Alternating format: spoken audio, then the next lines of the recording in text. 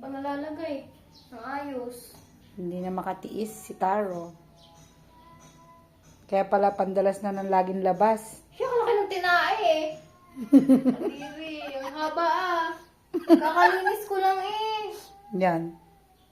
Ang dami niya kinain dun eh. Yan, ang dami. Sige na pila. Ay, bahay daw. Hindi pa yan. Siya po, kalilinis ko lang. Ano ko talagang pusa. Baho. Baho nga. Sko, ilang araw yan mo, Taro ha? Baho. Tama na yan, lalagay ko na doon. Yan yung mami nyo. Pirmado na.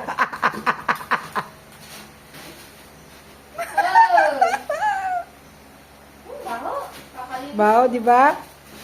Ano masasabi ng mami cat na yan? Hindi naman.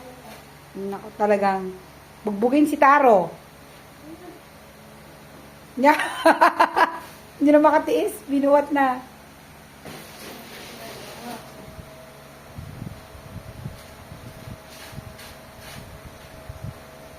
Kung walang pantayan, yaman na siya.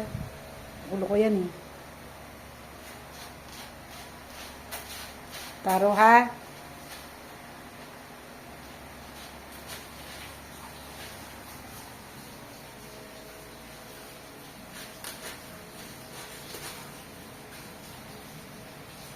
Ah, talagang tinabunan niya ang igi. Oh, walang makita.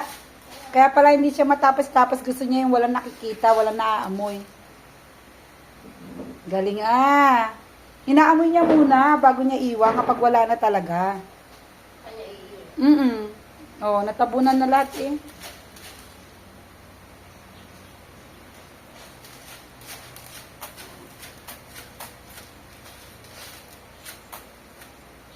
Mabait kang Taro ah. Mabait ka rin naman pala kahit makulit ka.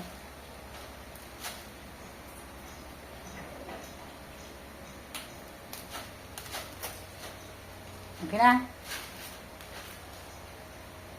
Okay na?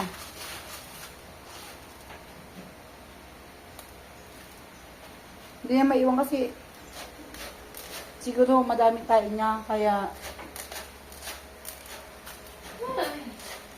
Para. ano okay na raw.